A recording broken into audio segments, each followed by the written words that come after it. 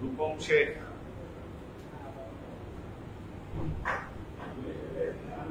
মুজিবুর রহমান, নুরুল ইসলাম,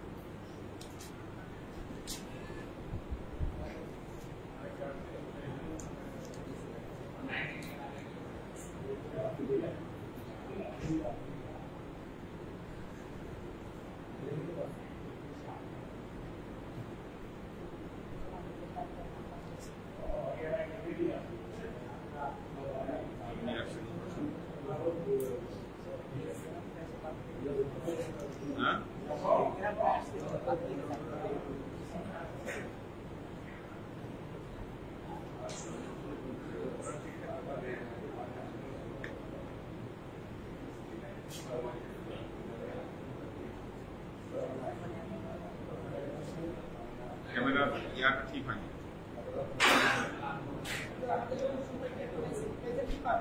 এই পর্যন্ত এখান থেকে তো আচ্ছা পাবে পাবে পাবে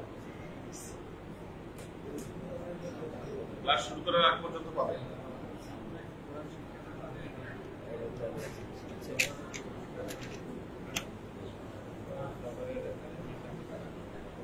আচ্ছা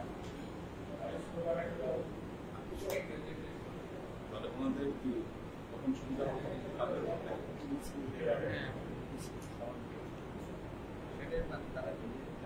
আমার সাথে বসে একটা দেখতে কোন দিন শেখা যায় একটা দেখে নিতে হবে। বক্তব্য রাখেন।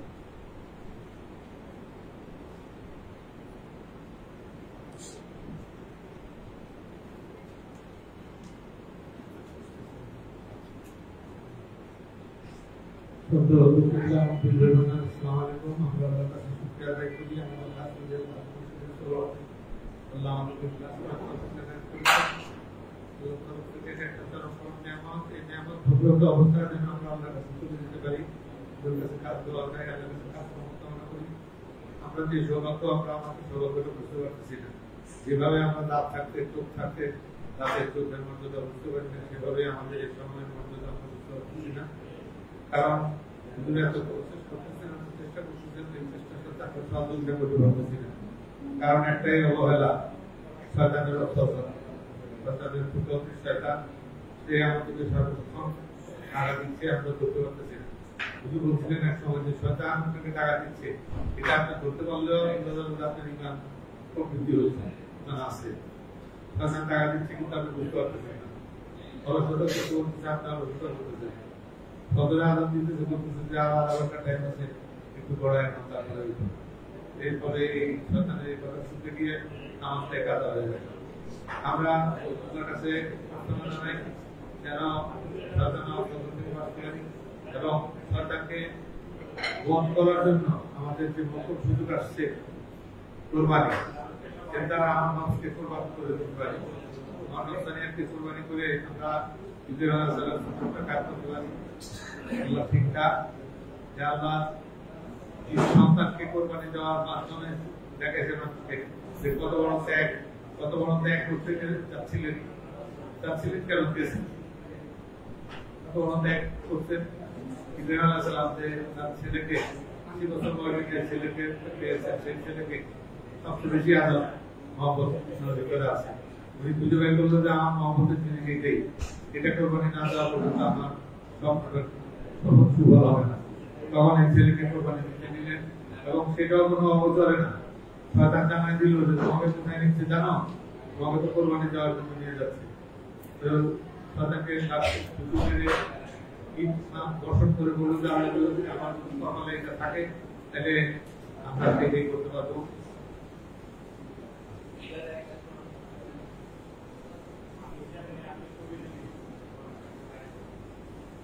আপনি চেয়ারে উঠেন না, জালাম ভাই চেয়ারে উঠেন না, আপনি আমার ভাই উঠেন। তো আমরা আপনার কাছে প্রার্থনা জানাই, আজকে যদি আমরা কাতাটা না পাইতে কালকে থেকে ইনশাআল্লাহ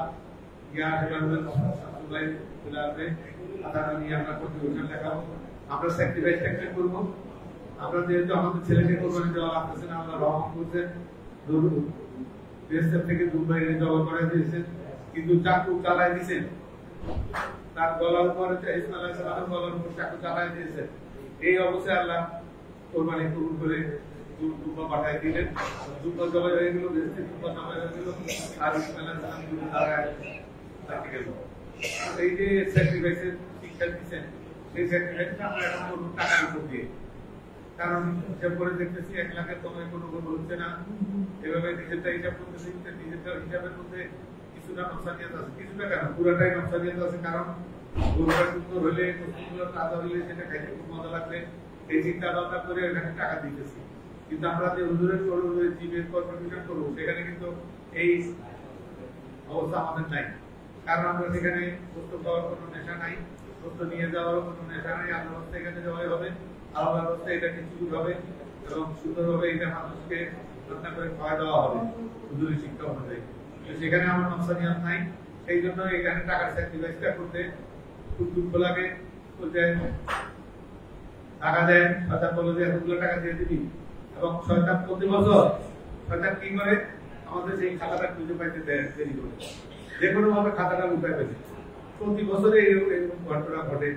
এত দেখে শুনে রাখি, এত কিছু করি যাতে কোনো সমস্যা না হয়, দেখা যায় যে শিডিউল টাইম সেই সময় খাতা পাওয়া যায়।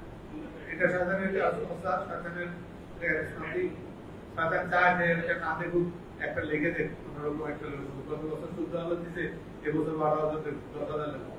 আর আমাদের নকশ বলে যে এত টাকা নাই, টাকা তোমার তো টাকা নাই, তুমি টেনশনে আসো এবং টাকা পাবো, ঠিক আছে করে লেখাই দাও। শয়তান এইভাবে করে অস্ত্র দিতে থাকে। আমরা এই শয়তানের অস্ত্র থেকে বাঁচার জন্য একটা আমাদের মোক্ষম সুযোগ আছে, হুজুরের জিমে কন্ট্রিবিউশন গুলো দেখে গত বছর যা দিচ্ছি তার চেয়ে আপনার জন্য প্রফিটি করে দিতে পারি। এভাবে আমরা কন্ট্রিবিউশন গুলো যেন লেখা যাবে, যে হুজুরের কাছে কাজ দেওয়া যায়, লেখার কাজ সমর্থন করি। লাল বছরের খেলবো, তখন আমরা করি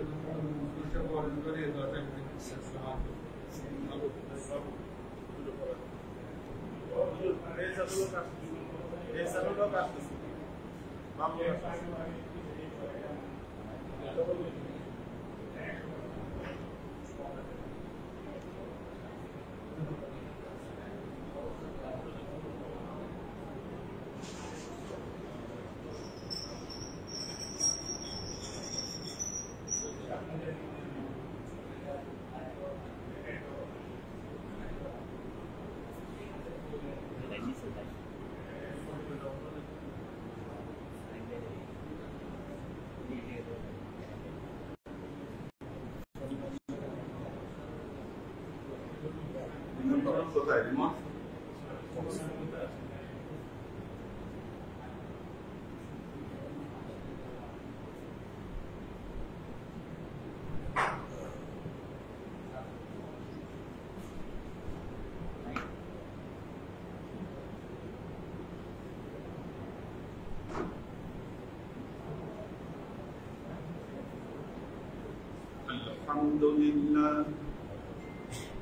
الحمد لله نحمده ونستعينه ونستغفره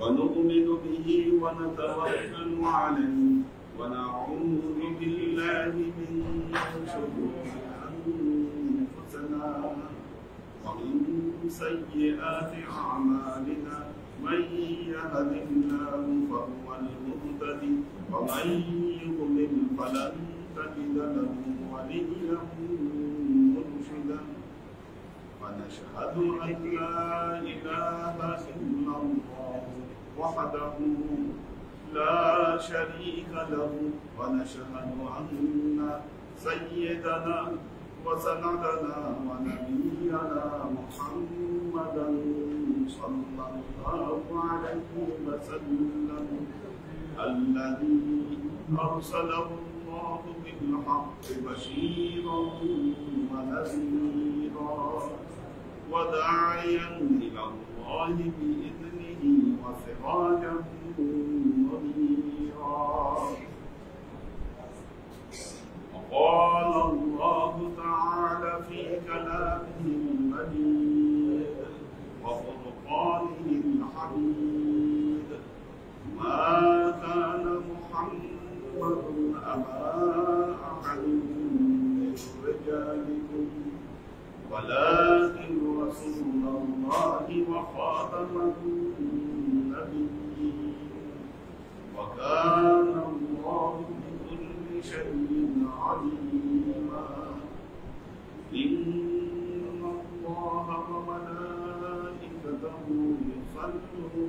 على النبي يا أيها الذين آمنوا صلوا عليه وسلموا تسليما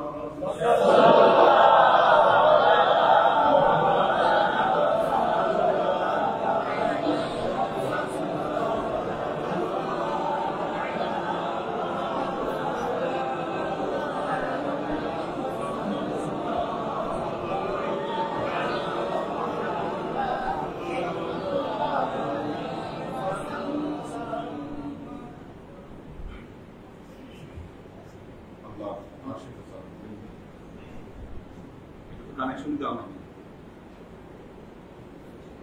কানেকশন দাও না এখানে কানেকশন দিলে নীল লাইট জ্বলবে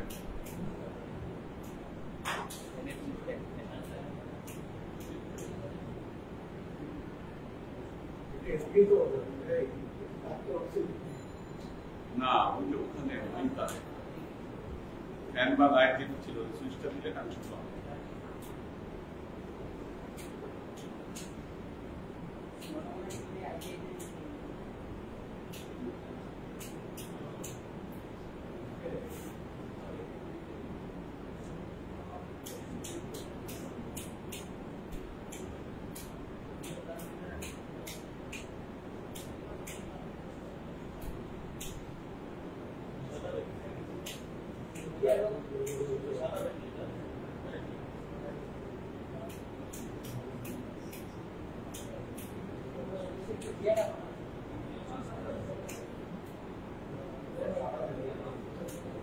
দিয়ে কিছুক্ষণ রাখতে হবে এরকম সুইচটা বন্ধ করলে হবে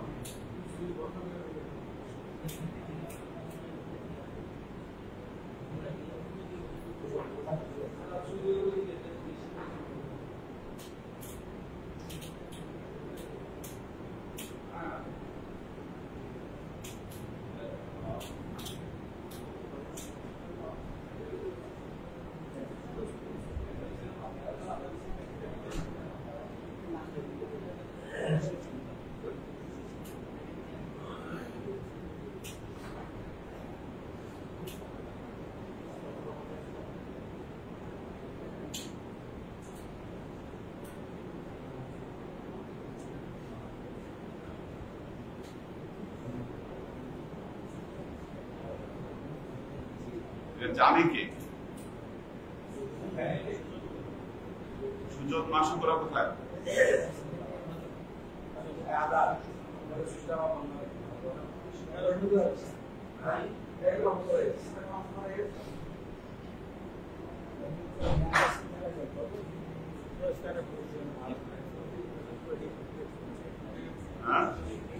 রিমোট দিয়ে তো হবে না কিন্তু সুইচ অন করবে এই লাইট বন্ধ করে এটা লাইট বন্ধ করবে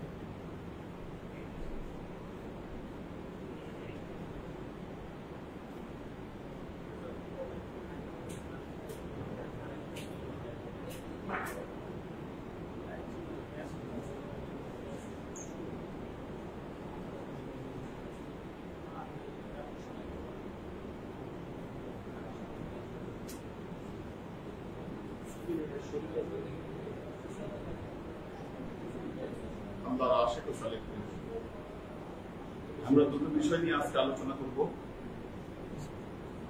আরেকটা বলেছিলাম যে তরিকায়ে মুহাম্মদের কোর্সে কারা এখন করবে ওটা লিস্ট করুন ওইটার লিস্টটাও হাতে পাইনি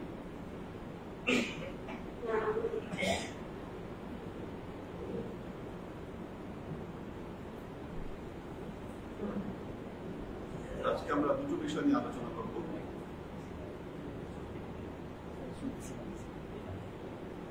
তরিকায়ে মুহাম্মদী এবং কুরবানির প্রেক্ষাপট এসি সবগুলো ছাড়ছে আমার মনে হয় টেম্পারেচার সেট করা হয়নি ঠিক হ্যাঁ কোনো ভেজাল আছে এসি রিমোটটা কোথায় আপনারা যাওয়ার কোনো দরকারই নেই না কিছু নেই এসি রিমোট কোথায় এসি রিমোট আমার দিতে হবে আপনারা দিলে হবে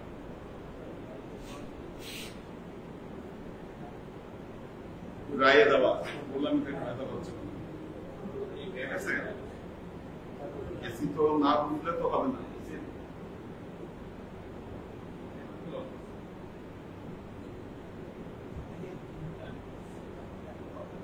আপনার দেওয়ার কোনো দরকারই নেই।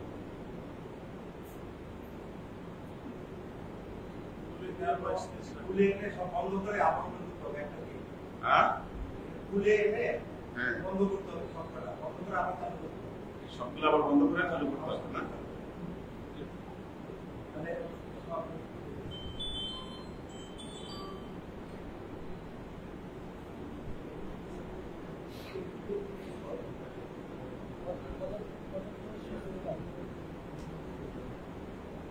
এটা আমার মনে হয় না।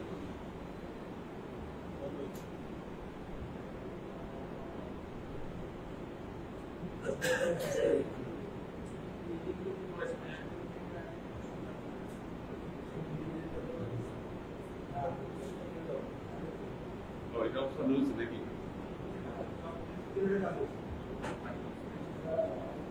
ওই দুটা বন্ধ করে চালু করতে হবে। হ্যাঁ, তাও বন্ধ করে চালু করতে হবে। ঠান্ডা তো আসবেই কিছুটা। তাই দিয়ে খুলে থাকতে হবে। রায়ে দেওয়া আছে, থাকতে হবে খুলে।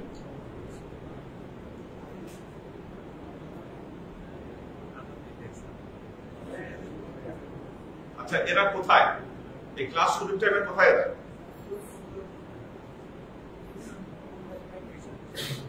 হ্যাঁ, সুযোগ কোথায়, মাসুদ কোথায়? অফিসে আছে। হ্যাঁ, অফিসে কি করে? একজনকে ডেকে নিয়ে আসো।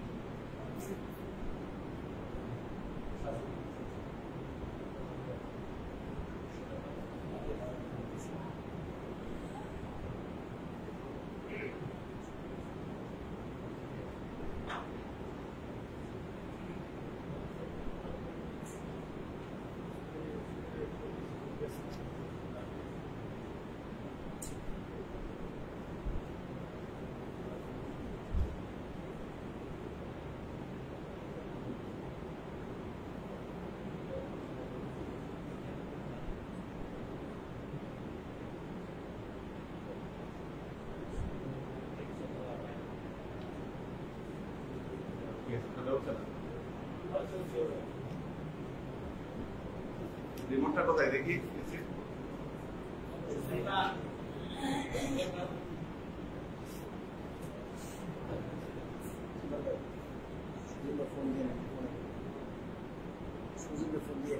না না, আমি ফোন দিচ্ছি না, আমি জানি সোনাম একবার ফোন দিতেছি আপনি।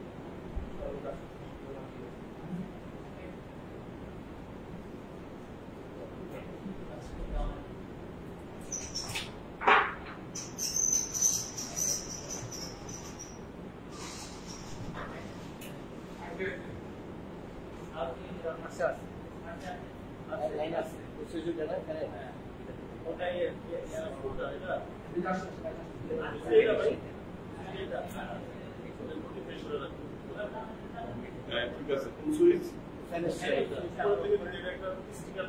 দুই নম্বর ক্যান্ডেল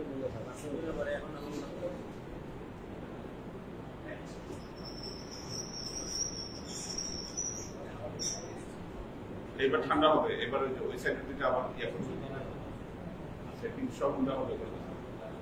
অতিরিক্ত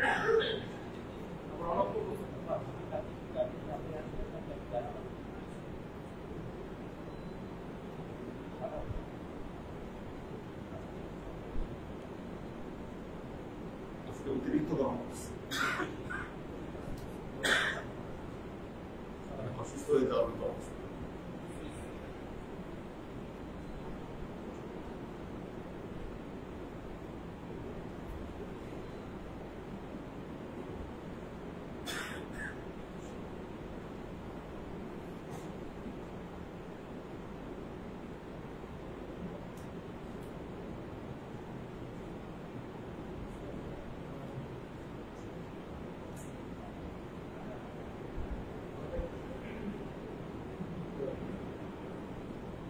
أعوذ بالله من الشيطان الرجيم بسم الله الرحمن الرحيم وقد روي قال من أصحاب رسول الله صلى الله عليه وسلم يا رسول الله ما الأضحية قال سنة أبيكم إبراهيم عليه الصلاة والسلام আল্লাহর নবীকে প্রশ্ন করা হলো ইয়া রাসূলুল্লাহ কুরবানি কি মাল উযহিয়া কুরবানি কি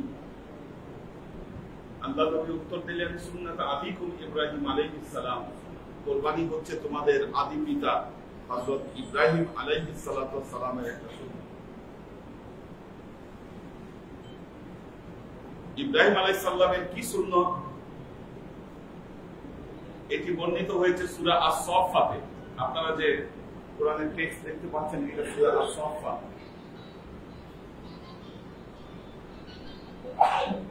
সূরা আস-সাফফা 100 নম্বর আয়াত।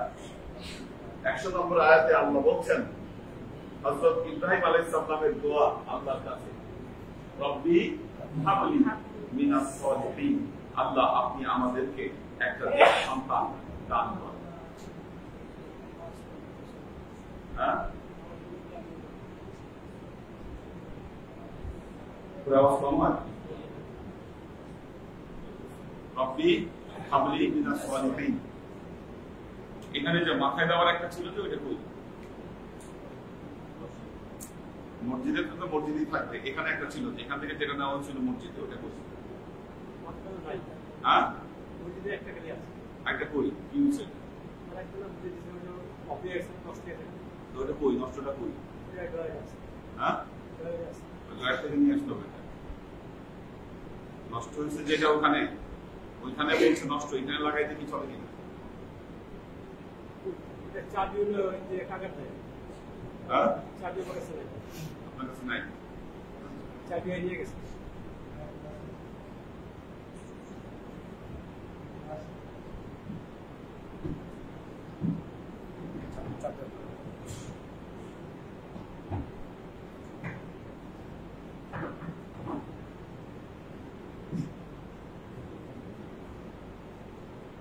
রব্বি হাবলি মিনাস সালিহিন।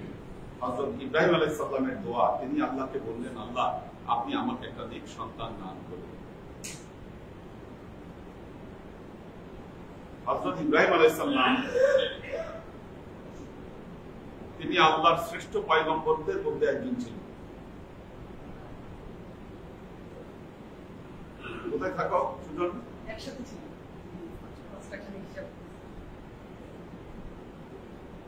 আল্লাহর শ্রেষ্ঠ পয়গম্বরদের মধ্যে একজন ছিলেন হযরত ইব্রাহিম আলাইহিস সালাতু ওয়াস সালাম। এসি কিন্তু ঠিকমতো ঠান্ডা হচ্ছে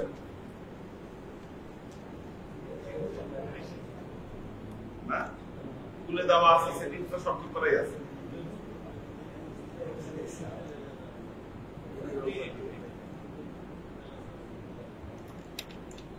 ঠান্ডা একটু কম হচ্ছে না?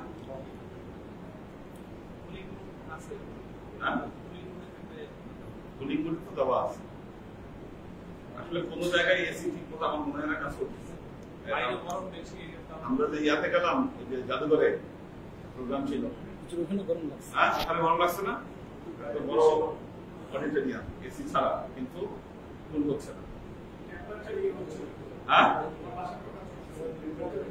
টেম্পারেচার মানে অনেক বেশি। এখন ঠান্ডা হচ্ছে কিছুটা।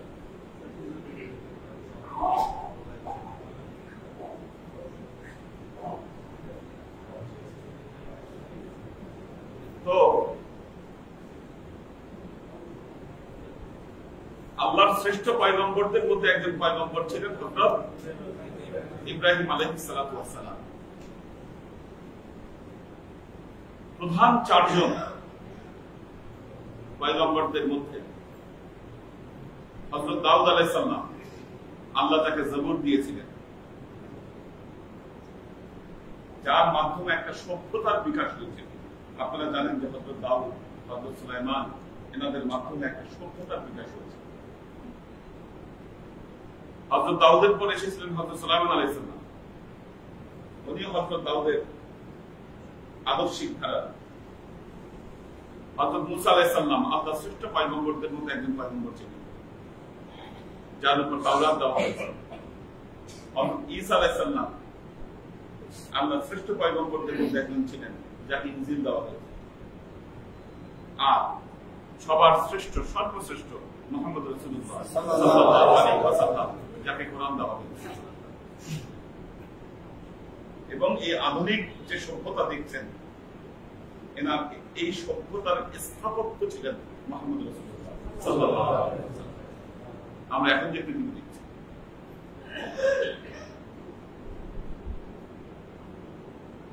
তো এই ইব্রাহিম আলাইহিস সালাম আল্লাহর শ্রেষ্ঠ পয়গম্বরদের মধ্যে একজন পয়গম্বর,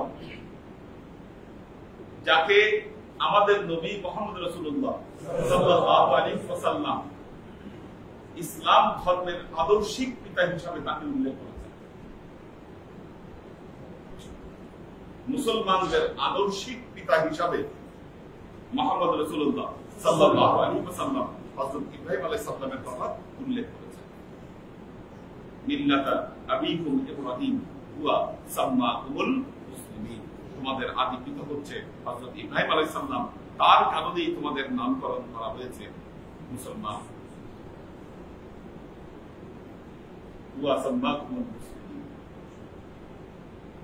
শুধু মুসলমানগণ নয়, ইহুদি, খ্রিস্টান সবাই হযরত ইব্রাহিম আলাইহিস সালামকে আদর্শিক পিতা হিসাবে মেনে থাকে। তার মানে অত্যন্ত গুরুত্বপূর্ণ ব্যক্তিত্ব তিনি। হযরত ইব্রাহিম আলাইহিস সালাম তার জীবনে অনেক ঝড়-ঝাপটা তিনি পার করেছেন।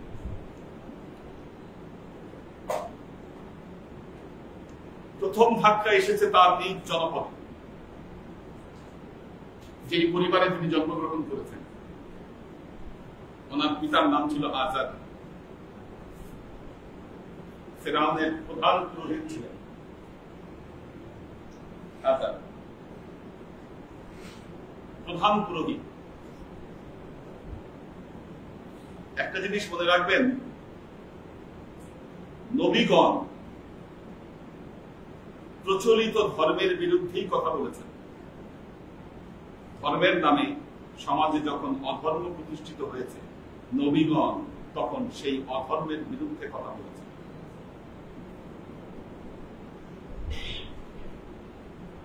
মক্কার কুরাইশদের সাথে মুসলমানদের যুদ্ধ হয়েছে, মক্কার কুরাইশরাও তাদের ধর্ম রক্ষার যুদ্ধ করেছে, আবার মুসলমানগণ তাদের ধর্ম রক্ষার যুদ্ধ করেছে। চিন্তা করে দেখেন, কুরাইশরা করছে কেন?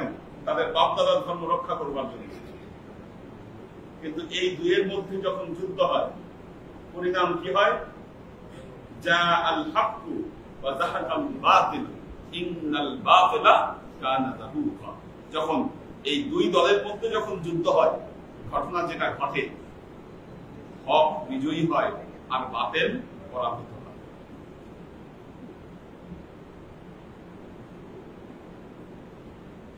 ইব্রাহিমের পিতা আজাদ নমরুদের প্রধান পুরোহিত।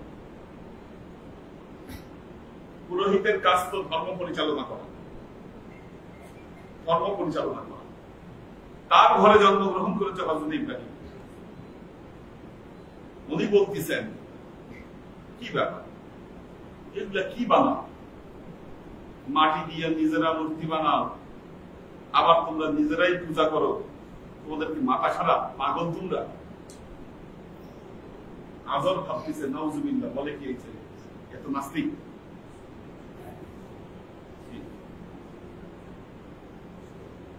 আজর বলতেছে সর্বনাশ কথা। ছেলে তো নাস্তিক হচ্ছে। আমরা মূর্তি বানাই, মূর্তি পূজা করি, এই যে বাপ দাদার এত বছরের ধর্ম, ট্র্যাডিশনাল ধর্ম, এই ধর্মে যে বিশ্বাস করে, মারাত্মক অপরাধ। কোনোভাবেই তার ছেলেকে মানাইতে পারে না, এটা ঠিক না। তাহলে তুমি কার ইবাদত করো? আমি আল্লাহর ইবাদত করি, যাকে দেখা যায়। এখন আদর তো মনে করলো কেমন ভণ্ডামি শুরু করলো, দেখা যায় না তার আবার কি ইবাদত, যাকে দেখা যায় না তার আবার কি বলবি, কোন ধরনের কথাবার্তা এগুলো, যার ছেলেকে সে মানাইতে পারে। অথচ উনি বাতিল, সব বাতিল একদম। এখন তাদের যে বার্ষিক পূজা, বার্ষিক যে পূজার আয়োজন, এই পূজায় সবাই যাবে। এখন ইব্রাহিমকে ডাকছে, উনি বলেন আমি যাবো না। জানি তো যে না, সে এগুলো মানে না, বলতেও তো পারে না, যায় নাই। সে বলেছে ইবনে সাকিব, আমার শরীর ভালো না, আমি যাবো না। সবাই চলে গেছে। উনি একটা কুরআন নিয়ে তাদের প্রধান মন্দিরে ঢুকে, পবিত্র কোরআনে আসছে এই ঘটনাগুলো, মন্দিরের সব মূর্তিগুলো ভেঙে ফেলছে, আর কুরআনটা বড় মূর্তির গলায় ঝুলাই দিয়ে আছে। পূজার আয়োজন থেকে যখন সবাই ফিরে আসে, ফিরে এসে যখন দেখছে যে না এই পরিণতি, সবাই তো হাও মাও করে কান্না শুরু করছে, কি বলবো, কে ভাঙলো? পবিত্র কোরআনে এসেছে, তারা সবাই বলল ইব্রাহিম নামে এক ব্যক্তি আছে যে আমাদের ধর্মে বিশ্বাস করে না, নিশ্চয়ই এটা তার কাজ।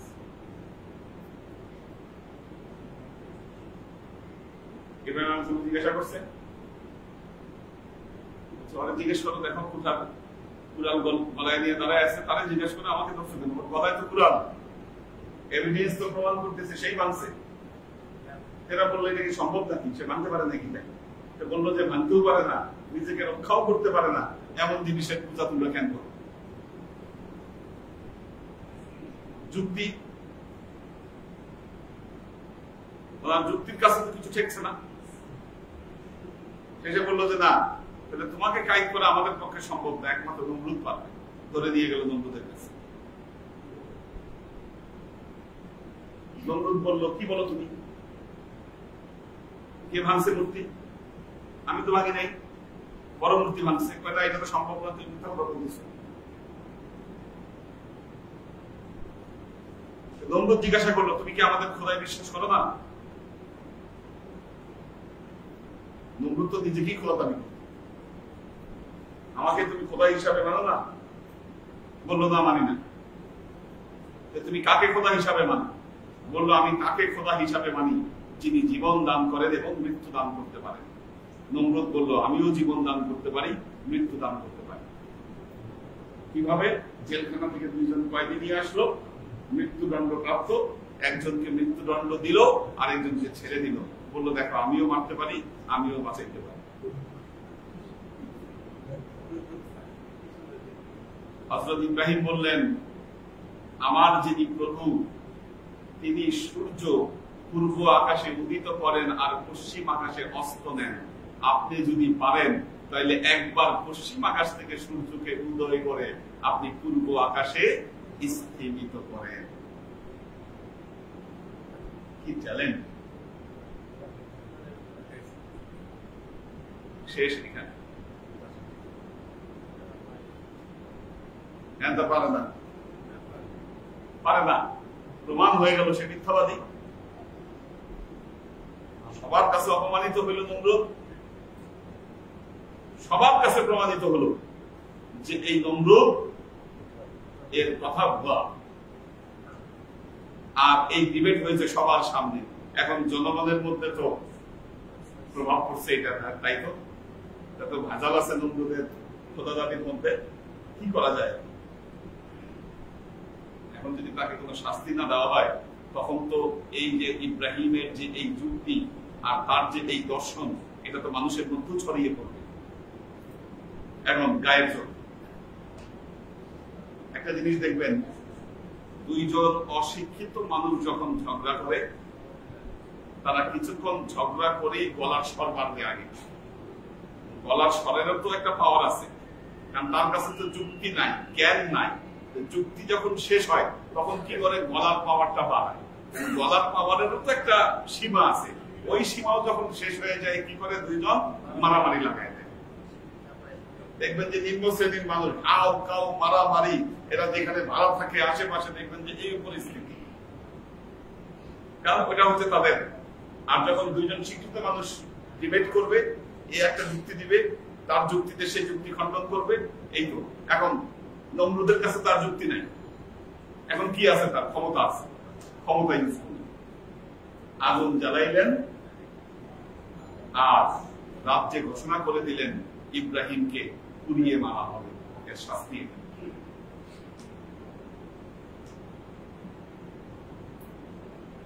কি হবে, ইব্রাহিমকে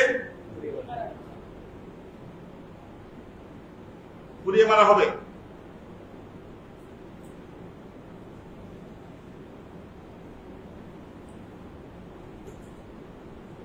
এগুলা আলোচনা করতে চাইনি, কিন্তু চলে আসছে না।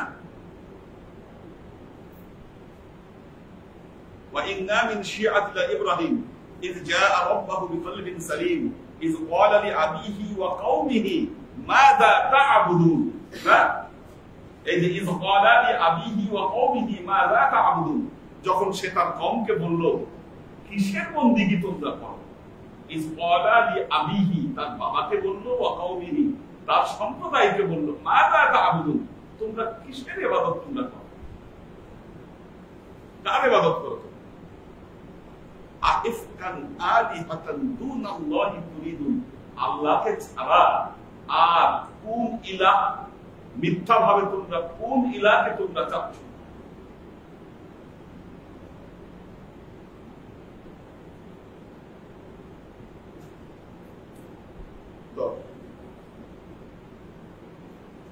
فما ظنكم برب العالمين فنظر نظرة في النجوم فقال إني سقيم।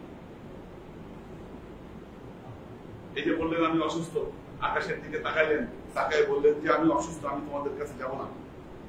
এই আয়াতগুলোতে পুরো এই ঘটনাটা বর্ণিত হয়েছে। আল্লাহু খালাকাকুম ওয়া মা তা'লামুন ক্বালু ইবনু লাহু বুনয়ানান ফাআলকু ফিল জাহিম, একজনকে বাঁচাই দিল, আরেকজনকে সে মেরে ফেললো। তো তারপরে কোরবানির যে আয়াত, এই 100 আয়াত থেকে শুরু হচ্ছে। তো কি করলো, আগুন জ্বালাইল। আরো সূরায় বিক্ষিপ্ত ভাবে এই বর্ণনা এসেছে, আগুন জ্বালাইল। আগুন জ্বালায় হযরত ইব্রাহিম আলাইহিস সালামকে সেই আগুনে নিক্ষেপ করবার ব্যবস্থা করা হলো। এখন হযরত ইব্রাহিম আলাইহিস সালামকে ধরে আগুনে দিচ্ছে আল্লাহর নবী, আল্লাহর পয়গম্বর। একটা জিনিস মনে রাখবেন, হকের সাথে বাতিলের যুদ্ধ হবে। হকের সাথে বাতিলের যুদ্ধ হবে। যুদ্ধ হয়ে হবে কি, বাতিল ধ্বংসপ্রাপ্ত হবে, হক টিকে থাকবে। আমার আব্বা যখন লালকুঠিতে প্রথম এসেছিল, সেই সময় সাক্ষী আপনারা আছেন, কি ঘটেছিল, কত যুদ্ধ, কত মারামারি, কি মসজিদ ভেঙে দিবে, পুরাই দিবে, এই করবে, সেই করবে। যারা ভাঙবে আজকে তারাই ভেঙে গেছে।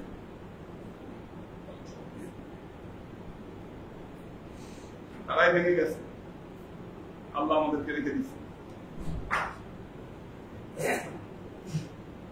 এখানে যারা গান বাজনা করতো, মদ খাইতো,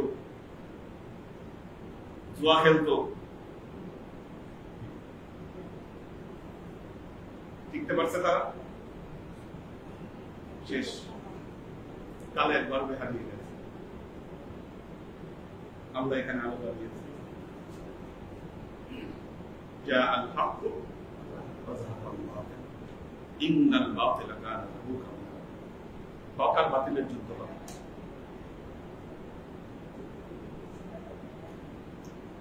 এখনো কিছু লোক আছে সামনে এসে কথা বলার সাহস নাই। সামনে এসে তো কথা বলার সাহস নাই।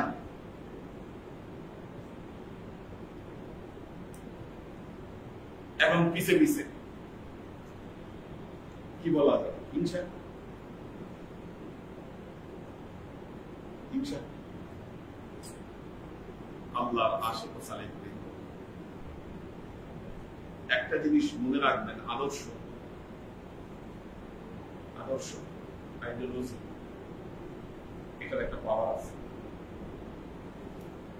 যে আদর্শকে ধারণ করতে পারে, যে কোনো একটা আদর্শ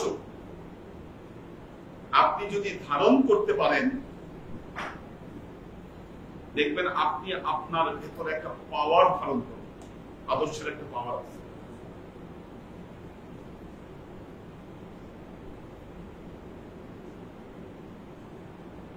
আমাদের তরিকায় মোহাম্মদী এটা একটা আদর্শ, এটা একটা আইডিওলজি। এখন কওমি আলারা মনে করতে পারেন, আচ্ছা এখানে হুজুর আছে, দরবার আছে, উনি আমাদের কওমিদের মতো চলে না কেন? জামাত আলারা মনে করতে পারেন, হুজুর কি জামাত করে নাকি না জামাতের সাথে কোনো মিল আছে, মনে করতে পারেন। গরম সুন্নি যারা আছে তারা মনে করতে পারে হুজুর যেহেতু হুজুর, তাহলে মনে উনি গরম সুন্নি। আমরা কোনোটাই না, আমরা শত বছর ধরে আমরা আলাদা দর্শন, আলাদা ফিলোসফি, আলাদা চিন্তা আমরা ধারণ করি। আমাদের চিন্তা, আমাদের দর্শন সবকিছু থেকে স্বতন্ত্র। কাজেই কেউ যদি মনে করেন যে না ঠিক আছে লালকুঠির হুজুর উনি কওমি আলেমদের কথা মতো চলবে, মনে করেন এটা দিবা স্বপ্ন। অথবা ওয়াহাবিরা যদি মনে করেন যে না এটা ওয়াহাবি ফিলোসফিতে চলবে, এটাও তাদের দিবা স্বপ্ন। অথবা কেউ যদি মনে করেন গরম সুন্নিদের চিন্তা অনুযায়ী চলবে, এমন যদি হতো আমাদের নিজস্ব কোনো চিন্তা না থাকতো, মানুষের চিন্তা ধার করে আমরা চলতাম, তাহলে ভিন্ন কথা ছিল। এখন প্রবলেমটা হয় কোথায়? যেমন ধরেন XYZ একজন, তার বাসার পাশের মসজিদে নামাজ পড়ায় একজন কওমি আলেম বা কওমি বড় কোনো আলেমকে তিনি দেখছেন, তাদের চলাফেরা এখন চলাফেরা তিনি দেখছেন। এখন এসে যখন দেখেন যে কি ব্যাপার, আসলে আমাদের এই হুজুরের সাথে ওই হুজুরের চলাফেরার তো মিল দেখি না। উনি হুজুর বলতে যেটা বুঝে সেটা হলো ওই আলেমের চলাচল, তাদের কথাবার্তা, তাদের কথার মানদণ্ড।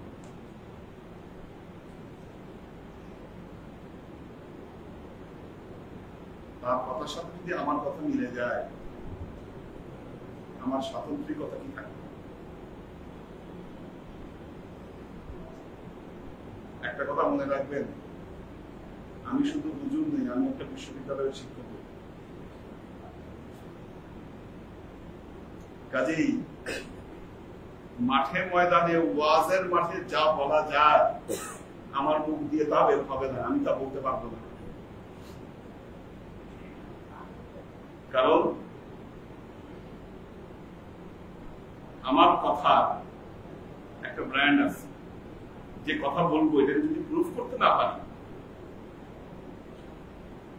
যুক্তি এবং রেশনালি কোনো কথাকে প্রুফ করা, এটা এক জিনিস। আর আবেগ ঘন বক্তব্য দেওয়া, আজগুবি কথাবার্তা বলে, এটা আরেক জিনিস।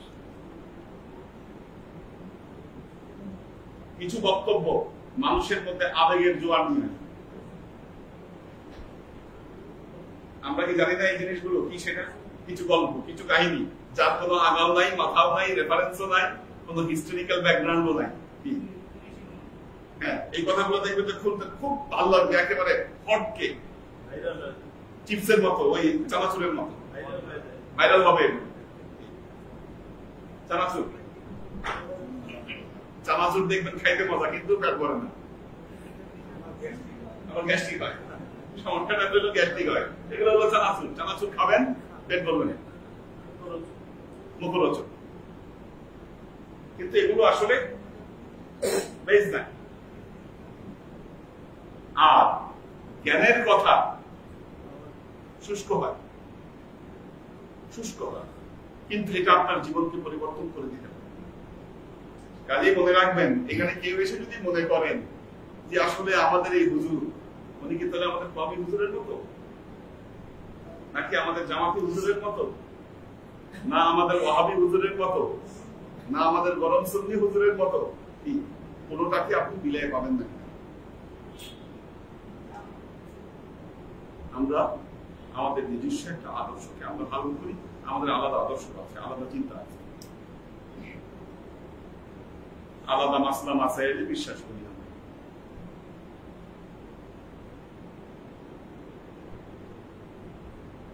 যাই হোক, হযরত ইব্রাহিম আলাইহিস সালাম, এই ঘটনাটা বলে শেষ করবো, তরিকায়ে মুহাম্মদীর কিছুটা আলোচনা করব। সামান্য সময় তো ঘোরার মতো ঘুরে গেছে।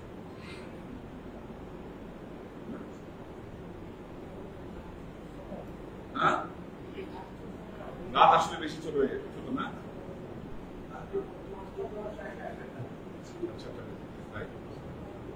রাতই হয়ে গেছে আসলে, ছোট, আমাদের দোষ নেই। তো অগ্নিকুণ্ড প্রজ্বলন করলেন। এখন আজাদ তার ছেলে, সে হলো প্রধান পুরোহিত,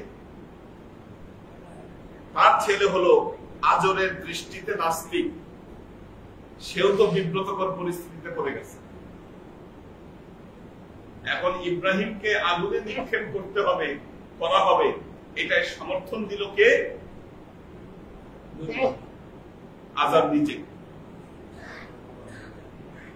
ইব্রাহিমের বাবা নিজে সমর্থন দিল, কারণ সমর্থন না দিলে উপায় নেই।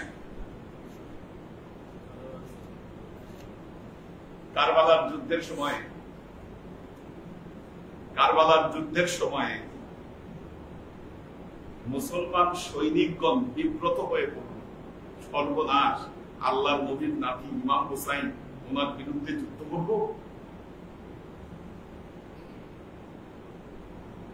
দ্বিধা বিভক্ত হয়ে গেল, ইমাম হুসাইনের বিরুদ্ধে কেমনে যুদ্ধ করি? ইবনে জিয়াদ দেখলো বিপদ, তাই তো এখন তো সৈন্যবাহিনী নামবে না। কুফার গ্র্যান্ড মুফতিকে ধরল, কুফার যে গ্র্যান্ড মুফতি তাকে ধরল, বললো আপনি ফতোয়া না দিলে উপায় নেই। কি ফতোয়া দিতে হবে? ফতোয়াটা হলো ইমাম হুসাইন বাদী, বিদ্রোহী, তার বিরুদ্ধে যুদ্ধ করা ওয়াজিব। ফতোয়াটা দিল কে? মুফতি সাহেব।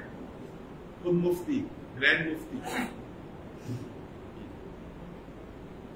ইবনে জিয়াদ জানতো এই মুফতির চরিত্রই এমন, টাকা দিলেই তার ফতোয়া চেঞ্জ হয়ে যাবে। টাকা দিলে ফতোয়া চেঞ্জ হয় এমন শত শত মুফতি খুঁজে পাবেন, হাজার হাজার পাবেন।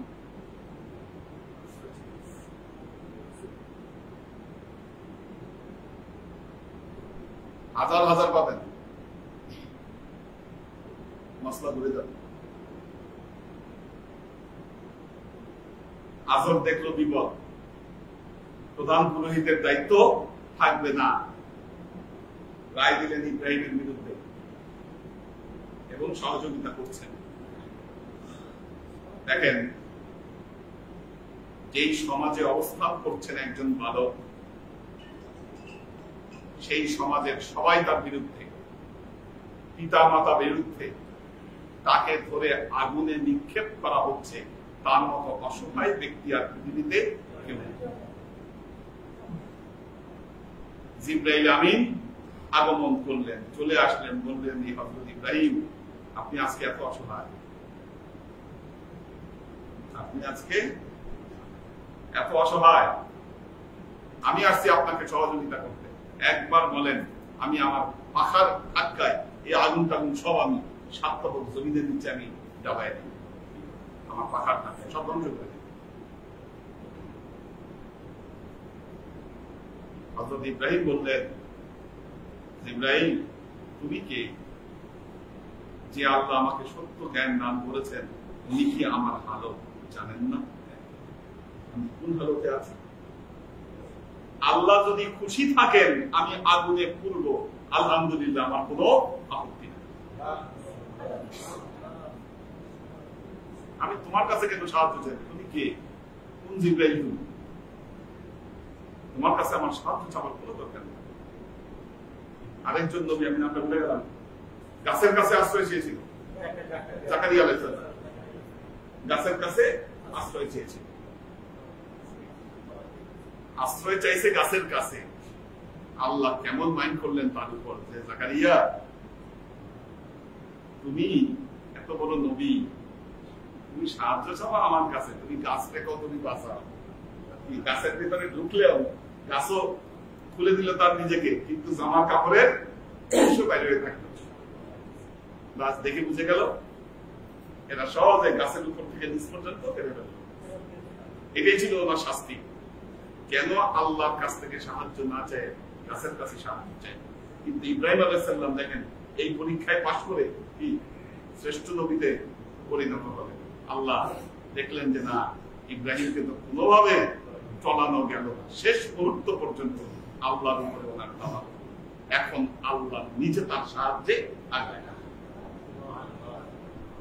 ইয়া নারু কুনি বারদাও ওয়া সালামান আলা ইব্রাহিম। স্বয়ং আল্লাহ আগুনকে আদেশ দিলেন, ইয়া নার, হে আগুন, কুনি বারদাও ওয়া সালামান আলা ইব্রাহিম, তুমি ইব্রাহিমের জন্য শান্তিপূর্ণ ঠান্ডা আগুনে তুমি পরিণত হও। আগুনে ফালাইলেন, যে আগুন পুরাই দেওয়ার কথা, ইব্রাহিম আলাইহিস সালামের কাছে আগুন ফুলের বাগানে পরিণত হলো। কতগুলা ঠান্ডা হয় না, কিন্তু উনি আগুনের মধ্যে বসে ওনার এয়ার কন্ডিশন হয়ে গেছে আগুন। একাধারে 40 দিন আগুন জ্বলছে, ইব্রাহিম পুরে না। নমরুদ দেখলো বিপদ প্রবল। এখন বাইর করলে তো সবাই বলবে ইব্রাহিম দেবতায়, মানুষ না। মূর্তি পূজা তো দূরের কথা, নমরুদের পূজা তো দূরের কথা, এখন ইব্রাহিমের পূজা শুরু করবে। মানুষজনের যে অবস্থা, মূর্খ সমাজ। হিন্দু ব্রাহ্মণরা হিন্দু সমাজকে কন্ট্রোল করতো কিভাবে? তাদেরকে বেদ পড়তে দিত না, বলতো যে না, বেদের ধ্বনি যদি কানে যায়, বেদের ধ্বনি কানে গেলে বেদ অপবিত্র হবে। তার মানে ধর্ম সম্পর্কে কিচ্ছু জানতে পারবে না, তারা যা বলবে তাই ধর্ম। ব্রাহ্মণরা এভাবে তো কন্ট্রোল করছে সমাজকে, নয়তো হিন্দু সমাজ কন্ট্রোলে থাকতো না। এটা ছিল বুদ্ধি, যে ধর্ম চর্চা করবে একমাত্র ব্রাহ্মণরা, ব্রাহ্মণ ছাড়া কেউ ধর্ম চর্চা করতে পারবে। বৈষ্ণবরা যুদ্ধ ক্ষত্রিয় যারা, তারা যুদ্ধ করবে, কিন্তু ধর্ম চর্চা কেউ করতে পারবে। তার মানে ধর্ম শুধু এদের মধ্যে সীমাবদ্ধ, এরা যা বলবে তাই হবে। এই জন্য হিন্দু সমাজে দেখবেন তাদের ধর্মগ্রন্থ সম্পর্কে কারো কোনো ধারণা নেই, পড়ে না তারা।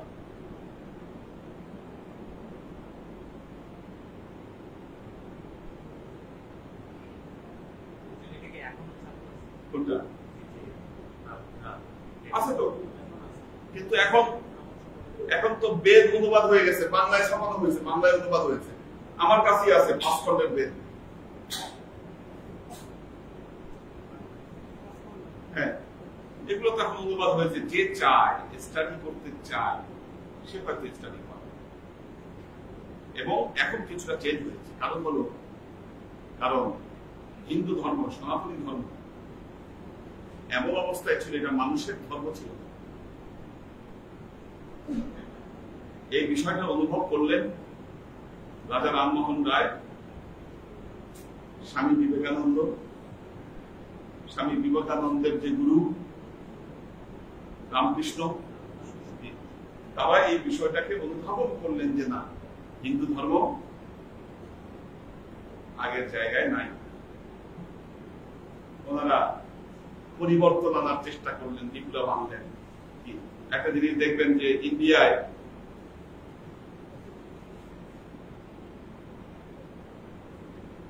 ওই মোদিরা, এরা রামের নামে স্লোগান দেয়। মোদীদের লক্ষ্য হলো রাম রাজত্ব কায়েম করবে, ওই আগের হিন্দুত্ববাদ, রাম রাজত্ব। আর ওদের স্লোগান হলো জয় শ্রীরাম। আর আবার এই যে কলকাতার যারা আছে এরা আবার বলা হরে কৃষ্ণ। কারণ হলো কৃষ্ণের ফিলোসফি হলো আপডেটেড, মানে পরিবর্তনে। আর ওই যে গোড়াবাদী যে হিন্দু কি তাদের হচ্ছে ওই পুরনো ধ্যান ধারণা। কাজে হিন্দু সমাজে এখন এই দুইটা ডিভাইডেশন আছে। হ্যাঁ, একদলের কথা হচ্ছে রাম রাজত্ব কায়েম করতে হবে, ওই আগের চিন্তা চেতনা ধ্যান ধারণা ওগুলো থাকবে। আরেক দল হচ্ছে মডার্ন, তারা মডার্ন ফিলোসফির পক্ষে, যে না পরিবর্তন দরকার। তো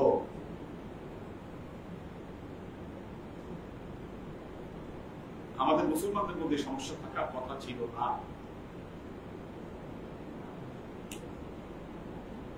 এবং পশ্চিমা শক্তি ইহুদি খ্রিস্টানরা মুসলমানদের উপর সবচেয়ে সফল হয়েছে।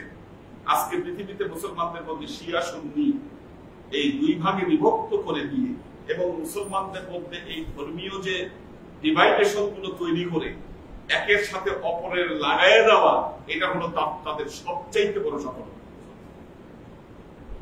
আর দেখেন এই যে শিয়া সুন্নির যে বিভেদ,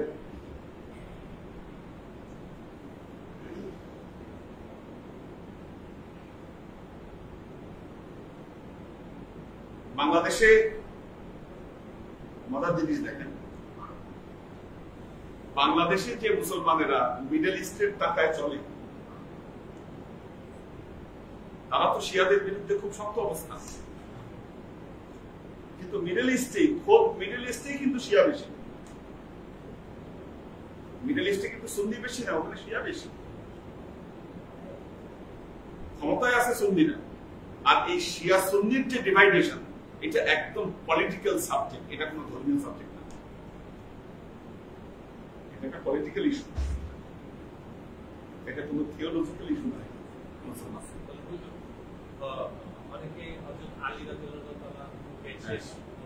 না না, এটা মিথ্যা কথা, শেষ নবী কেউ মানে, এটা ভুল কথা।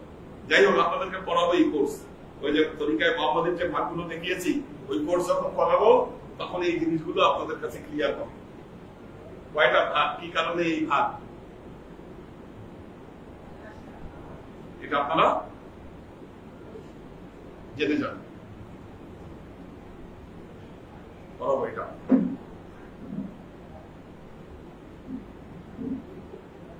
নমরুদ দেখলো কি বিপদ, কি বিপদ, বিপদটা কি?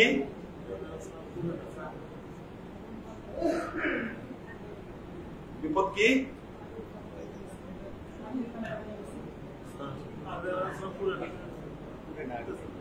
করতেছে না, 40 দিন যাবত আগুনে ফেলে রাখছে, খুলে না। আচ্ছা, না পড়লেও তো না খেয়ে মরে যাওয়ার কথা, না খেয়ে মারা যাওয়ার কথা। আল্লাহ তো বেহেশতখানা বানায় দিছে আগুনকে, কি না খাবার তো প্রশ্ন নাই, জান্নাতি খানা দানা চলতেছে ওখানে ভিতরে। খালি যে দেখেন, আল্লাহ কিন্তু বলতে পারতেন ইয়া না রুকুনি বারদান, হে আগুন তুমি ইব্রাহিমের জন্য ঠান্ডা হয়ে যাও, খালি তো ঠান্ডা হতে পারতো। কি কোরআনে কিন্তু এই কথা শুধু বলে নাই, ইয়া নারু কুনি বারদাও ওয়াস সালামান আলা ইব্রাহিম, বারদ হয়ে যাও, সালাম হয়ে যাও।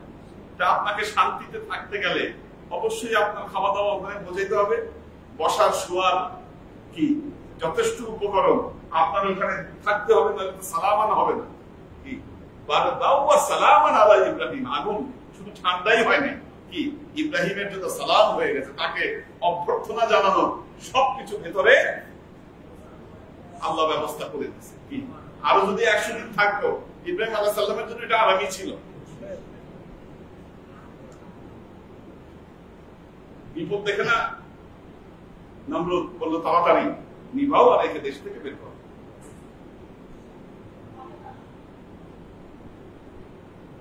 দেশান্তরিত হলেন।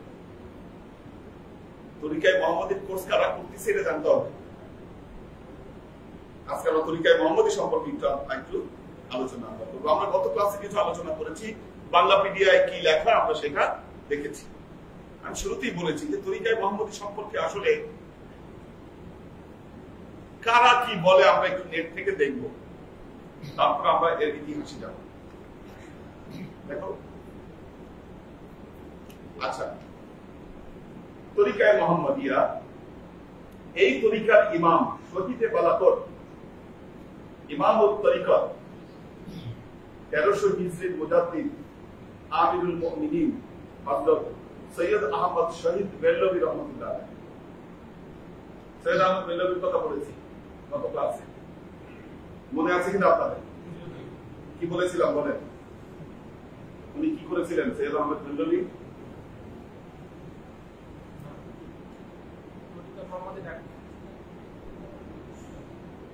তরিকায় মোহাম্মদীর ডাক দিয়েছিলেন এবং প্রায় 10,000 অনুসারী নিয়ে তিনি কলকাতায় এসেছিলেন।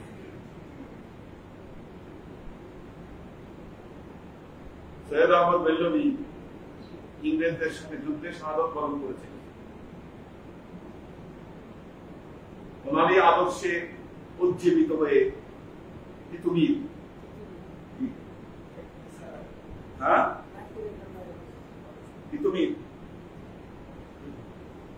ওনার দর্শনে ওনার হাতে বায়াত গ্রহণ করেছিলেন তিতুমির। এবং জানেন যে তিতুমিরের বাঁশের কেল্লা এটাও কামানের আঘাতে, কি কামানের আঘাতে এই তিতুমিরের বাঁশের কেল্লাও কিন্তু ধ্বংস হয়ে যায়।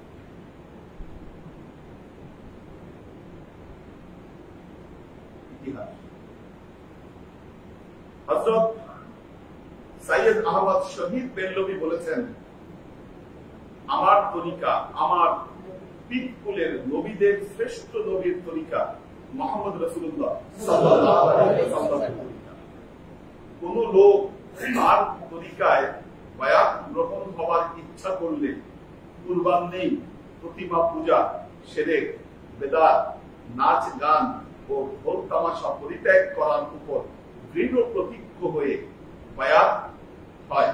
সুতরাং সৈয়দ সাহেবের দীক্ষা গ্রহণ করা এ দেশের সত্যিকার অর্থে ইসলাম গ্রহণের পরিচয় বাহক।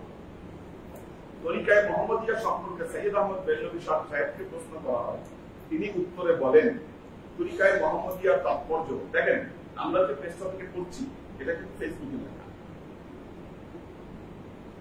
এর আগেরটা রেফারেন্সের গুরুত্ব ছিল, এটা গুরুত্ব বহন। কোনখানে লেখা থাকলেই আপনি সেই লেখাতে গুরুত্ব হিসাবে নিবেন, সেটা কিন্তু এমন নয়।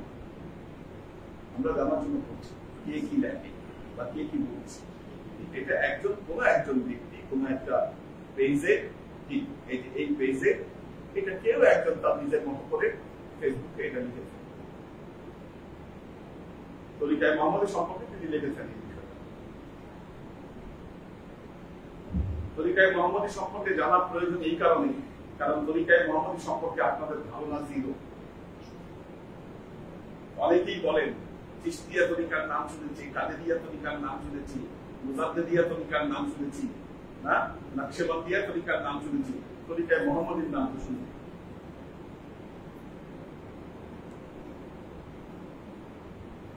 বলে কিনা কথাটা? কথাটা নিজেদের উপর কতটা অজ্ঞতার তকমা আপনার উপর আসে এটা চিন্তা, এটাই প্রমাণ করে যে আমরা আমাদের ইতিহাস ঐতিহ্য সম্পর্কে কতটা কাফের আমরা মুসলমান। চিন্তা করতে পারেন, আমরা মুসলমানেরা, বাংলাদেশে বসবাসকারী মুসলমানেরা, আমরা আমাদের ইতিহাস ঐতিহ্য সম্পর্কে কতটা গাফেল হলে আমরা তরিকায় মোহাম্মদিয়া সম্পর্কে আমরা জানি না। কে ভুলাইলো আমাদেরকে ইতিহাস? আমি যদি এখন কোশ্চেন করি, কে ভুলাইলো এই ইতিহাস? কেন আপনি মুসলমান হয়ে আপনি আজকে হাজী শরীয়তুল্লাহকে ভুলে গেলেন, আজকে আপনি তিতুমিরকে ভুলে গেলেন, আজকে আপনি সৈয়দ আহমদ বেল্লভীকে ভুলে গেলেন, আজকে আপনি কারামতিয়া জৈনপুরী রহমতুল্লাহ আলাইহিকে ভুলে গেলেন? কেন? কে ভুলাইল? আপনি কোন ধরনের মুসলমান? তার মানে মুসলমানদের দিন চর্চা ভিন্ন লাইনে হয়েছে। হাজার হাজার তবলিগি ভাইরা মাথায় বস্তা বাস্তি নিয়ে ওনারা মসজিদে পড়ে থাকেন। ওনাদেরকে যদি নিজের ইতিহাস যদি আপনি না শেখান, আপনি যতই দিন শেখান না কেন, একটা কথা মনে রাখবেন, বাতিল শক্তির দাসত্ব ছাড়া এদের পক্ষে অন্য কিছু করা সম্ভব হবে না।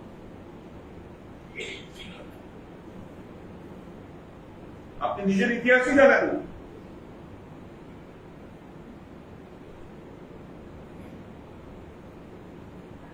বাহাদুর শাহ জাফরকে চেনেন অনেকে। বাহাদুর শাহ জাফরের জন্য আমি মিয়ানমারে গিয়েছি। মিয়ানমারে যাওয়ার মূল উদ্দেশ্য ছিল বাহাদুর শাহ জাফরের কবর জিয়ারত করা, এবং সেখানে গিয়ে দেখলাম ভারতের যত রাষ্ট্রপতি কি মোদিও গেছে ওখানে। কারণ ভারতীয় উপমহাদেশের স্বাধীনতার শেষ সূর্য ছিল বাহাদুর শাহ জাফর, যার আন্দোলনে সিপাহী বিপ্লব হয়েছে।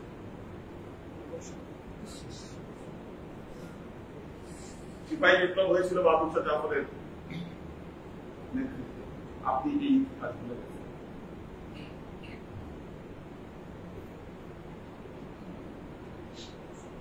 দিন শিক্ষার আগে মুসলমানদের ইতিহাস শিখেন, কি নাহলে আপনি কোনদিন ভালো মুসলমান হতে পারবেন না। অন্ধ থেকে যাবে না। আপনার ওই দাড়ি লম্বা করবেন, জামা লম্বা করবেন, কিন্তু সঠিক মুসলমান আপনার দ্বারা হওয়া সম্ভব হবে না, কারণ আপনি আপনার ইতিহাসই জানেন। এই ধরনের মুসলমান হয়ে লাভ নেই।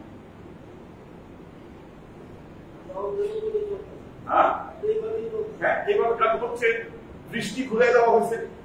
আপনি ইতিহাস পড়াইতে যাবেন না, এটা তো ইতিহাস, এটি কোন আদেশ নাকি? এটা ধর্মের বাইরে, এটা ইতিহাস, এটা ধর্ম না। বলতে চাচ্ছে এটা ইতিহাস, এটা ধর্ম নয়। তার মানে আপনার জাতিসত্তা, আপনার নিজের অস্তিত্ব, আপনার পরিচয় সম্পর্কে আপনার কোনো মাথা না।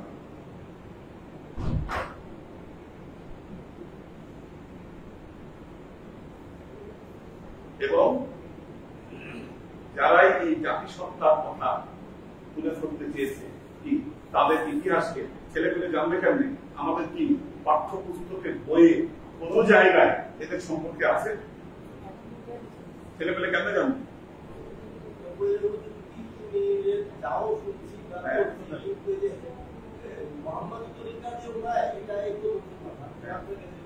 তিতুমিরের বাসের কেল্লা, এটা আমরা পড়েছি, ছোটবেলায় পড়েছি, এখন আছে কিনা আমি জানি না। সিলেবাস এখন সিলেবাসে নাই, এগুলো উঠে গেছে। আপনি চিন্তা করতে পারেন, একটা জিনিস চিন্তা করেন, ইংরেজদের সময় হিন্দুদের হিন্দুত্ববাদী আর এই দেশের যে মুসলমান, তাদের মধ্যে একটা ফাইট ছিল। আপনার পাঠ্যপুস্তক থেকে আপনি মুসলমানদের সব ইতিহাস গায়েব করে দিয়ে হিন্দুত্ববাদীদের দর্শন আপনি চর্চা করবেন, আর আপনি ভাববেন যে আপনার ছেলে বড় হয়ে ভালো মুসলমান হবে বা এই ঐতিহ্য, এই চেতনার ভেতরে ধারণ করবে, এটা তো কল্পনাই করা যায়। জানে না আপনার সন্তান মুসলমানদের কি ইতিহাস, কি অবদান।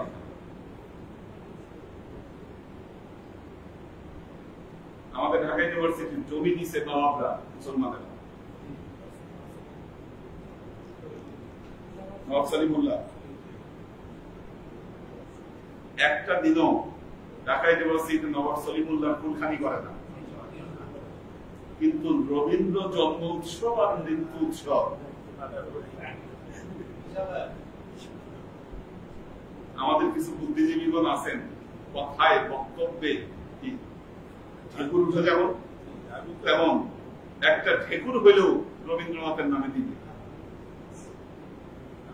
যে রবীন্দ্রনাথ এই ঢাকা বিশ্ববিদ্যালয় হওয়ার বিরুদ্ধে আন্দোলন করেছে,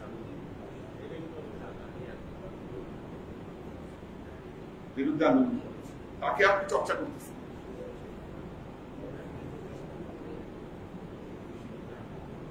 বেঈমান তো ইঙ্গিত হচ্ছে না, আমাদের দেশের মানুষকে বেঈমান বানানোর চেষ্টা করা হচ্ছে। বলদ ছিলেন কিনা? বলদ বলদ দেখছেন নাকি? বলদ দেখছেন না? বলদ বানায় কেন? বলদ বানানোর কারণটা কি?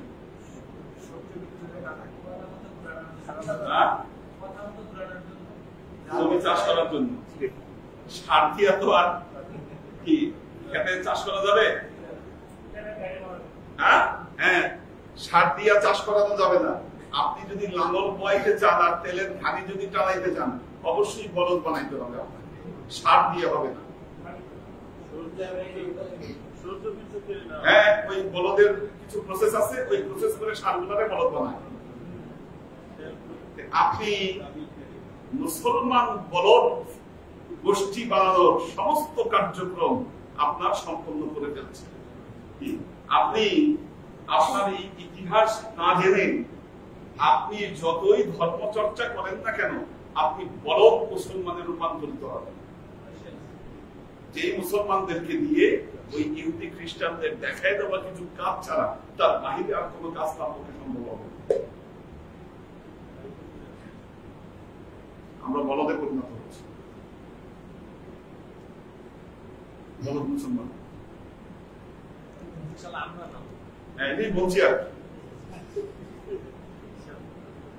আল্লাহর আশেপাশে বৃন্দ, আমাদের যে মাদ্রাসার সিলেবাস গুলো আছে, মাদ্রাসার সিলেবাস গুলোতে এই ইতিহাস গুলো নাই। মুসলমানদের ইতিহাস পড়ানো হয় না তাদের।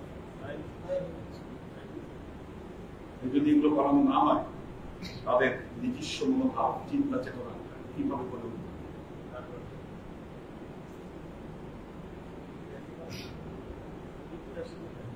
তো আজকে এটা একটু জাস্ট পরে শেষ করে দিব। যে তরিকায় মোহাম্মদী সম্পর্কে সৈয়দ আহমদ বেল্লভী সাহেবকে প্রশ্ন করা হয়, তিনি এর উত্তরে বলেন, তরিকায় মোহাম্মদীর তাৎপর্য এই প্রত্যেক মানুষের প্রতিটি কাজ যেন একমাত্র আল্লাহর সন্তুষ্টি লাভের জন্য হয়।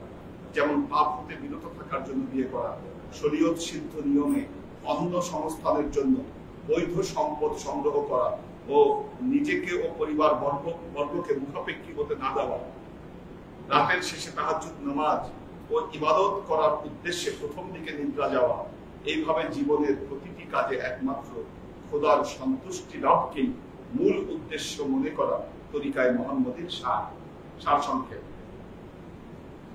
হযরত জৈনপুরী রহমতুল্লাহ আলাইহি বলেছেন,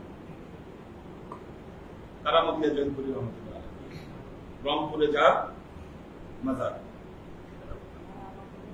হ্যাঁ, কারামতিয়া জৈনপুরী হিসাবে অনেক বিষয় আছে, আপনার তো দেখার কথা না, অনেক আগেই ইন্তেকাল করেছেন। তো জৈনপুরী সিলসিলার অনেক বিষয় আছে। হ্যাঁ, এটা কারামতিয়া জৈনপুরী রহমতুল্লাহ আলাইহি। তো হযরত জৈনপুরী রহমতুল্লাহ আলাইহি বলেছেন, আজকে যে আমাদের এখানে উপরে অনুষ্ঠান হলো সাহিত্য সভা, সেখানে ইতিহাসগুলো বারবার আলোচনা হলো। তো কারামতিয়া জৈনপুরী রহমতুল্লাহ আলাইহি তিনি বলেছেন, যেহেতু তরিকায় মুহাম্মদিয়া এক কথায় হযরত মুহাম্মদ সাল্লাল্লাহু আলাইহি ওয়াসাল্লামের হুবহু অনুসরণকারী, কাজী যাবতীয় অনেক ভুল আছে এখানে। আমালত এই তরিকার মধ্যে একত্রিত হয়েছে প্রকৃতপক্ষে ধর্ম ও মাযহাবের উপর দৃঢ় থাকার কথা, যা সূরা হাশরের নিম্ন আয়াতের উপর আমল করলে হাসিল হয়। এই নামেই তোমাদের জন্য যে সকল আদেশ আনায়াত করেছেন তা গ্রহণ করো। মা আতাকুমুর রাসূল ফাখুযুহু ওয়া মা নাহাকুম আনহু ফান্তাহু। মা আতাকুমুর রাসূল ফাখুযুহু ওয়া মা নাহাকুম আনহু ফান্তাহু। এটাই হলো তরিকায়ে মুহাম্মদের মূল কথা, মূল মন্ত্র। তিনি বলেছেন আসল কথা এই যে তরিকায়ে মুহাম্মদিয়ায় প্রবেশ করলে অন্বেষণকারী সকল তরিকাতেই প্রবেশ করে। তরিকায়ে মুহাম্মদি হলো সকল তরিকার একটা দুয়ার। গত ক্লাসে আলোচনা করেছি যে বিভিন্ন তরিকা থেকে মানুষ এই তরিকায় যোগ দিয়েছিলেন, তরিকায়ে মুহাম্মদির আন্দোলনে যোগ দিয়েছিলেন বিভিন্ন তরিকা থেকে মানুষ। কেন? মুসলমানদের অবস্থা পরিবর্তনের জন্য। অপরদিকে তরিকায়ে মুহাম্মদীকে অস্বীকার করলে সমস্ত তরিকায় অস্বীকার করা হয়। কেননা তরিকায়ে মুহাম্মদিয়া সমস্ত তরিকার সার। এই শরীয়ত অনুসরণ করার অর্থ সমস্ত শরীয়তের অনুসরণ করা। তিনি আরো বলেছেন তরিকায়ে মুহাম্মদিয়া শেষ জামানায় লোকদের জন্য কিমিয়া স্বরূপ। কিমিয়া, কিমিয়া মানে কি বলেন তো? কিমিয়া শব্দের অর্থ হলো পরশ পাথর। যে পাথরের সঙ্গে স্পর্শে আসলে লোহা সোনা হয়ে যায়। কিমিয়ায়ে সাআদাত, ইমাম গাজ্জালির যে বই কিমিয়ায়ে সাআদাত, সফলতার পরশ পাথর। তো এটা হলো কিমিয়া। শেষ জামানার লোকদের জন্য কিমিয়া স্বরূপ। এই তরিকার অসাধারণ শক্তি এই যে পীর ভাইদের মধ্যে পরস্পর ভালোবাসা জন্মিয়ে দেয়। এই তরিকায় মুহাম্মদিয়ার প্রকৃত উদ্দেশ্য, প্রধান স্তম্ভ হলো মাকামে উবুদিয়াত, অর্থাৎ প্রকৃত বান্দায় পরিণত হওয়া। তিনি বলেছেন পঞ্চম তরিকা তরিকায় মুহাম্মদিয়া কথা হতে আসলো, এ কথা বলা অজ্ঞতার পরিচয়। যে কথা বললাম একটু আগে, অনেকে বলে এই তরিকা কোথেকে আসলো। পূর্ব হতে বহু তরিকা প্রসিদ্ধ হয়েছে। এই চার তরিকা ব্যতীত 4 পীর 14 খানদান এই কথা যারা বলে এটা সম্পূর্ণ ভুল। প্রকৃতপক্ষে প্রত্যেকই নিজ জ্ঞান অনুসারে বলে থাকে। যাই হোক, এটা তরিকায়ে মুহাম্মদিয়া সম্পর্কে তারা লিখেছে। তো আল্লাহর আশিক সাহেবদের কালেকশন তো আজকে বলতে পারলেন না। কালেকশন তো অনেক গ্রুপ ওয়াইজ করে।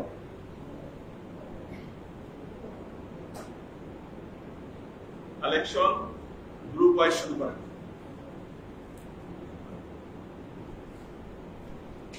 জিম গ্রুপ, আলিফ গ্রুপ,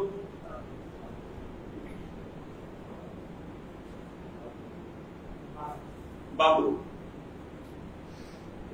আচ্ছা, আপনারা এই গ্রুপে যে বাকি কালেকশন গুলো করেছেন ইতিপূর্বে, ওটা রেকর্ড আছে না আপনাদের কাছে?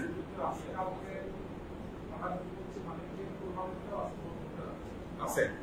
আচ্ছা আচ্ছা, আপনারা গ্রুপ ওয়াইজ কালেকশন করেন, মানে পিছাইতে পিছাইতে কালেকশন কোথায় যাবে তা ঠিক নাই। এই শব্দ তো কালকে দিন না। শনিবার আপনারা কালকের গ্রুপে এখানে দরবারে আপনাদের গ্রুপের আপনারা পাবেন। গ্রুপ ওয়াইজ কালেকশন করেন।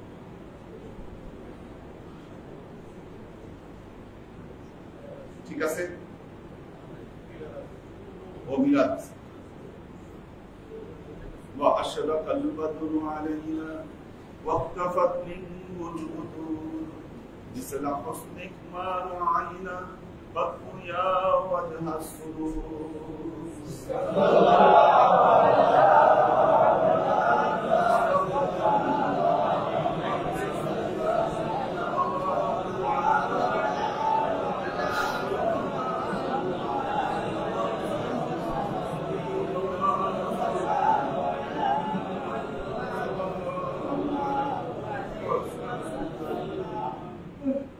يا حبيبي يا محمد يا عروس الخافق يا مؤيد يا ممدد يا إمام القبلتين صلى الله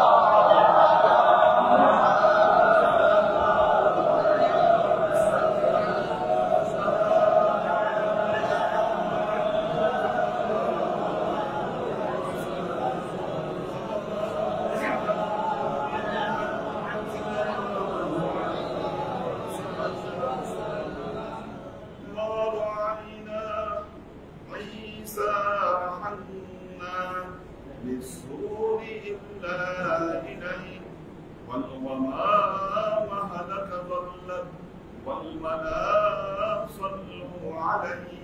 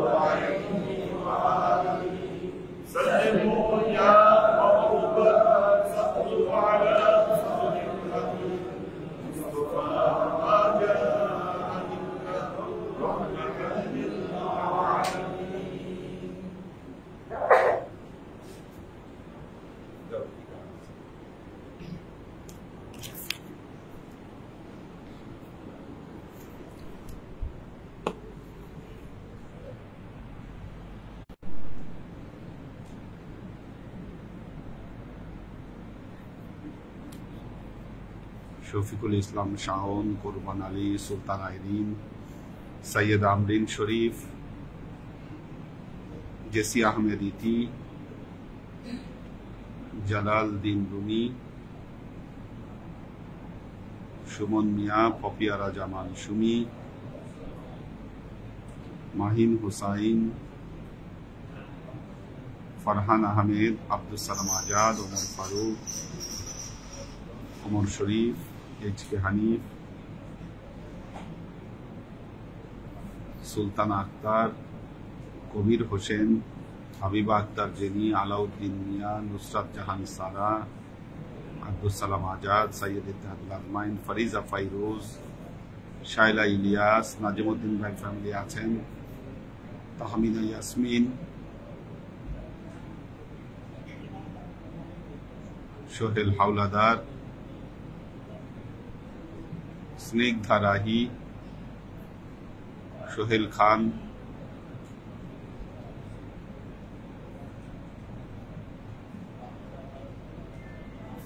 শিয়াম হুসাইন, আবির আহমেদ আরিয়ান কলকাতা থেকে, রাজিয়া সুলতানা ফ্লোরা, মোহাম্মদ দেলোয়ার হোসাইন, সহিফা বিনতে আমির, লুনা তাবাসসুম লুবনা, সৈয়দ আনোয়ারা শরীফ, কামরুল আনাম, মীর মোহাম্মদ শাহাদত হোসেন,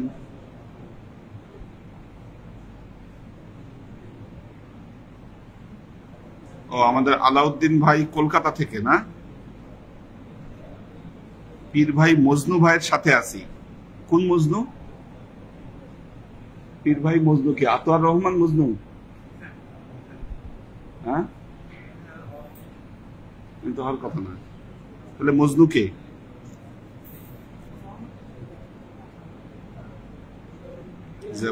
হ্যাঁ, কে? কোনটা? ও আচ্ছা আচ্ছা আচ্ছা, জেবা ফারজানা। মেয়েরা আজকে 16,100 বার দরুদ পাঠ করেছে। সাওয়ান খান, আমাদের শফিক ভাই আছেন। আল্লাহ সবাইকে ভালো রাখুন, সুস্থ রাখুন।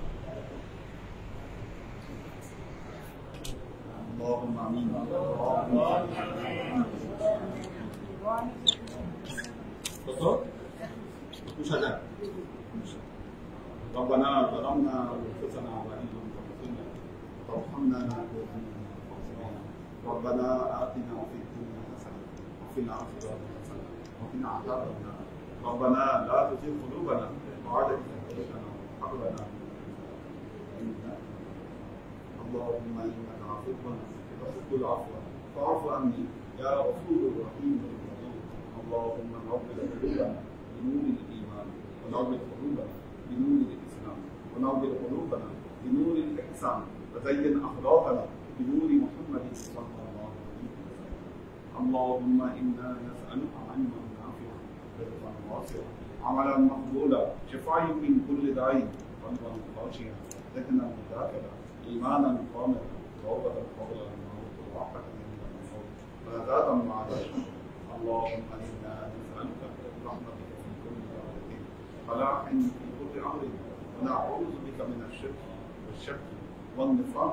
بدعة ومن كل محدثة شيئا